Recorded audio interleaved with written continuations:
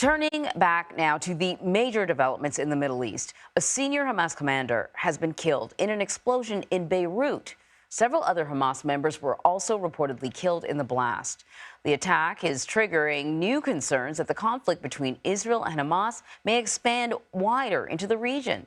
Our Ian Lee is following the latest from the West Bank, where there's been angry reaction to the Hamas leader's death. Ian, good morning. Yeah, good morning, Anne-Marie. Protests erupted behind me in the occupied West Bank city of Ramallah after last night's assassination of a senior Hamas leader in Lebanon, an attack that threatens to further inflame the region.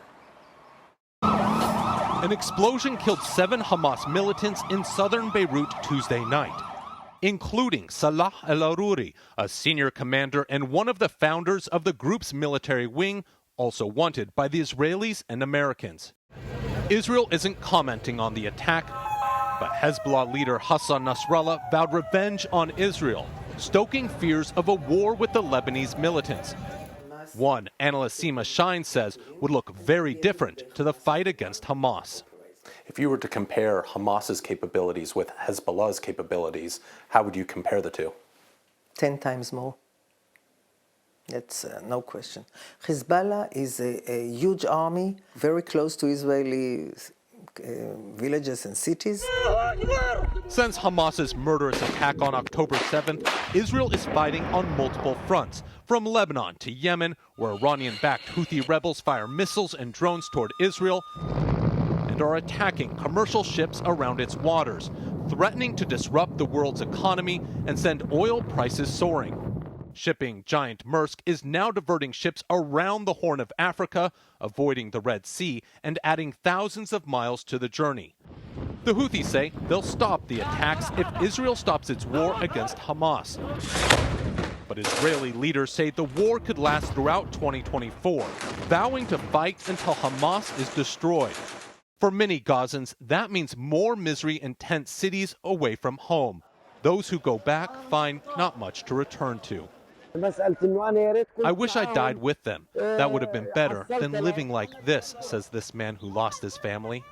But many Palestinians will continue to live like this even after the war is over. There's also been a sharp increase in Israeli raids here in the West Bank. Since October 7th, more than 300 Palestinians have been killed by the military and settler attacks. Anne-Marie?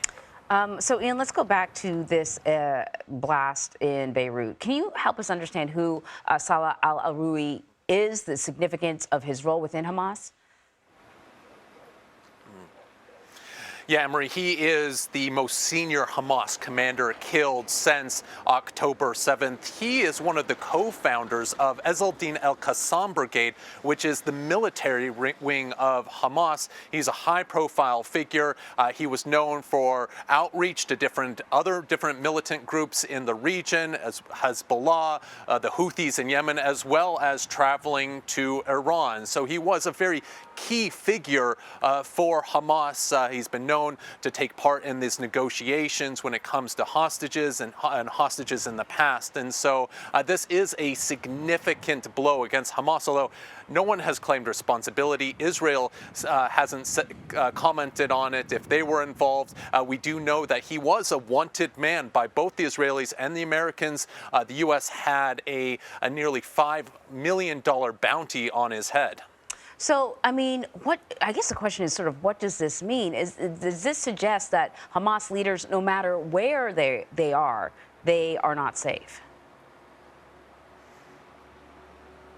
Yeah, Marie, it seems like that's the case. And Israel has said that they're going to go after anyone and everyone who was involved in October 7th, anyone who had any involvement in the planning or took part. And so it does seem like all Hamas leaders are under threat now of being assassinated.